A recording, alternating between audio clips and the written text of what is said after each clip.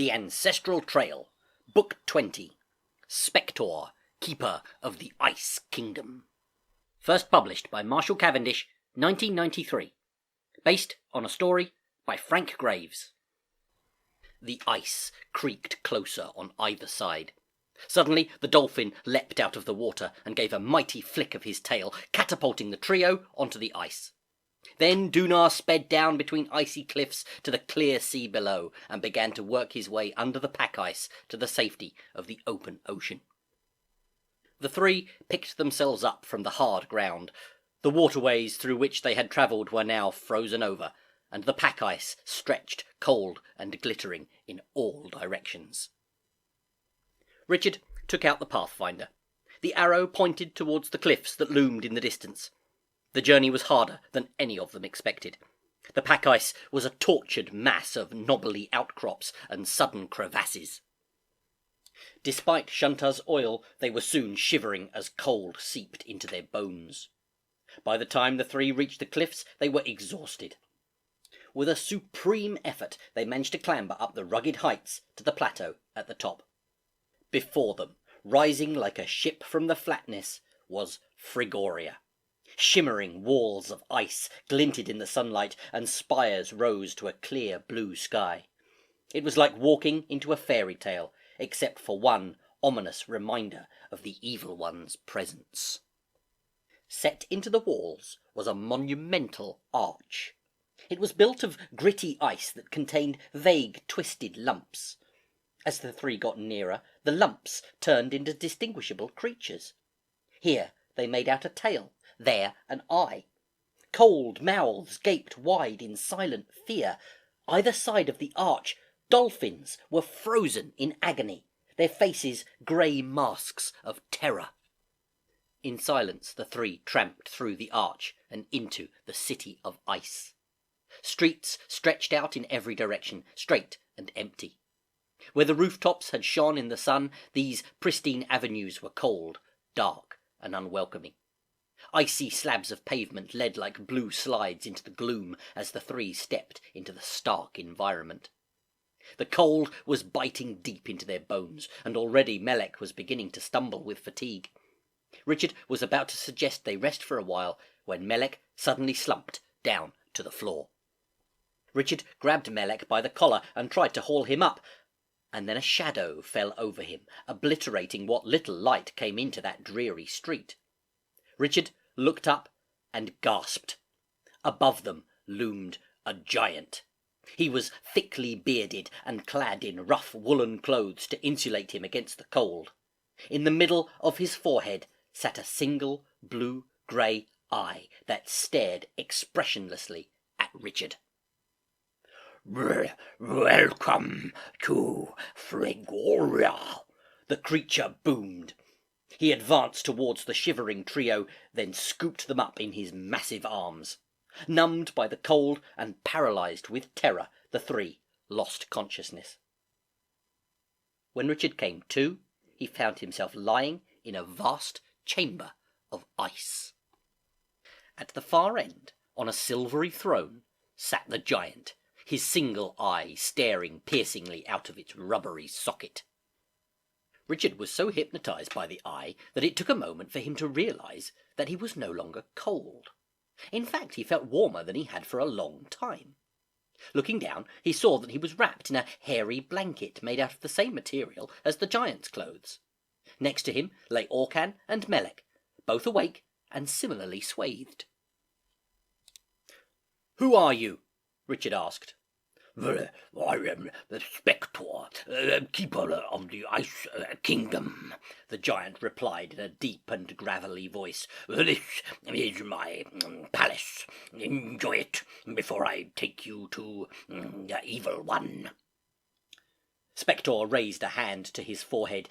There was a squelching noise, and then the eye was in his fist, leaving a raw, gaping socket. He put it by his side in a glass jar filled with clear green liquid. Then he grunted. "Don't try and escape, and don't think that because I'm asleep my eye can't see you." A few seconds later, the room echoed to the sound of heavy snoring. Richard, Orcan, and Melek stared at the eye as it floated in its green fluid. The eye stared, unblinking, back at them. If they moved, it followed them, swivelling in its container. For an experiment, Richard took a few steps towards it. Instantly, Spector's hand twitched out towards the jar, and as Richard retreated, so did the giant's hand. Richard turned his back on the eye and motioned Melek and Orcan towards him. "Listen," he said. "The eye can see whatever we do, so from now on we must find a way of blocking its view." After a second's reflection, he added, "Although first, we should take a look at the Book of Prophecies to see if there's any clue in there." Melek unstrapped the book and started to turn the ancient pages. "Face the other way," Richard warned the little scribe quickly. "We mustn't let the eye see the text." The three scanned the verse, while Spector's eye bobbed watchfully in its jar. "We have to get the eye," Richard said. Then he read the verse aloud to the others. "Seer of ice, chill best is fled, by cutting that which is in head, is single, cold, and seeing all, the eye that holds you in its thrall. A blinding arc destroys the past, then they start the trip at last. Beware at length a fall of snow, another city, far to go." "How?" Melek asked as he closed the book. "We can't get near it without Spector waking up."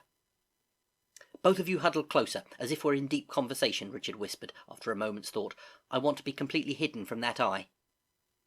Orcan and Melek moved round so that the eye could see nothing but their backs. When Richard was sure he was out of sight, he raised the hood of Golan's tunic and shimmered into invisibility. Richard moved towards the jar. The first few steps were nerve-wracking. He expected Spector to jump forward at any moment, but his plan was working. The eye stared straight through him as he crept closer and closer to the jar. Soon Richard was standing right by the throne. He drew a deep breath and lifted the container. Then he lost his grip. The jar flew out of Richard's grasp. As the lid bounced loose, a thick gel slopped onto the ice, and the eye rolled away. Spector bent over in agony, both hands clutched to his forehead. The jelly-like liquid was sizzling, melting a channel into the ice as it spread. Without its protective liquid, the eye had begun to shrivel.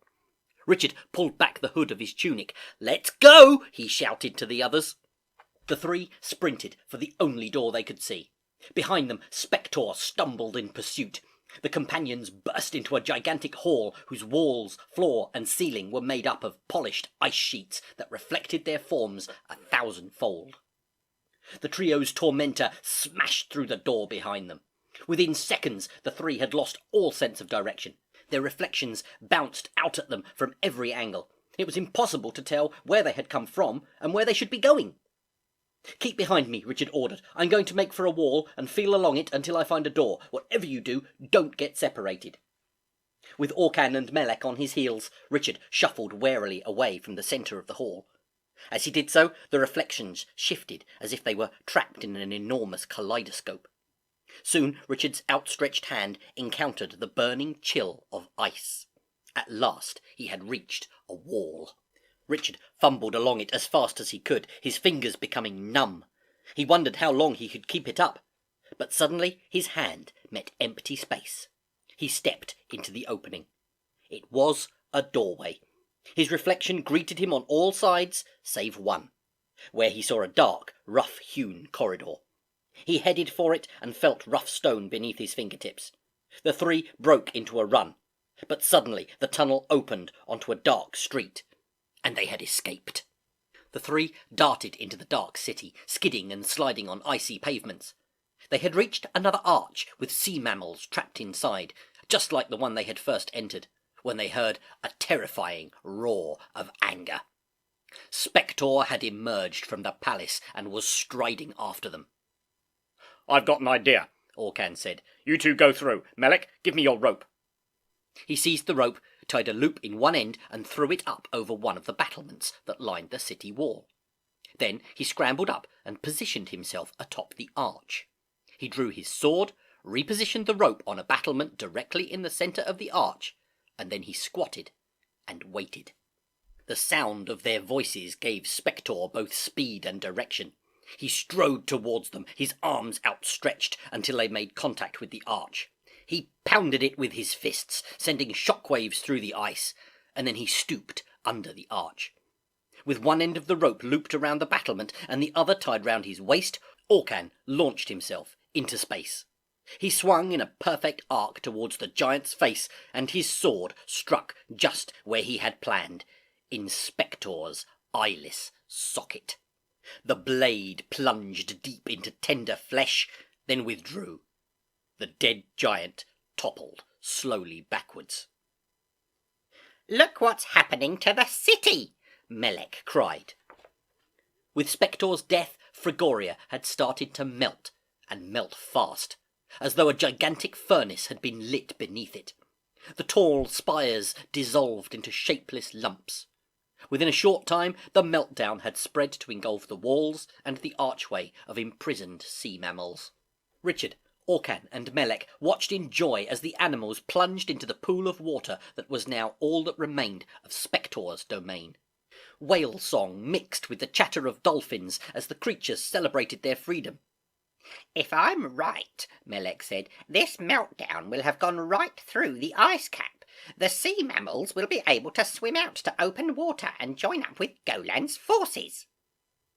Sure enough, after a few moments of boisterous tail-slapping and water-jetting, the mammals disappeared from view. All that remained on the lake was the bobbing carcass of Spector himself. Richard checked the Pathfinder, and the three moved off in the direction it indicated. For a while the going was easy. The sun shone, the ground was hard and flat, the air clear. But soon, in the distance, they made out a mountain range. They trampled over the light snow with renewed vigour, their eyes fixed only on the clear white mountains ahead. When the blizzard struck, it was from behind, and the three were completely unprepared. A wall of freezing darkness hit them, shot through them with lightning streaks, and driven onwards by a fearsome gale. At a stroke, visibility dropped to nil. The blue sky was suddenly obscured by a cloud of pitch darkness. The temperature plummeted, and ice particles lashed against their faces. "Keep close!" Richard shouted.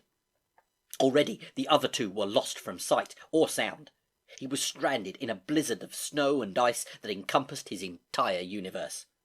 Covering his face as best he could, he plunged alone into the storm.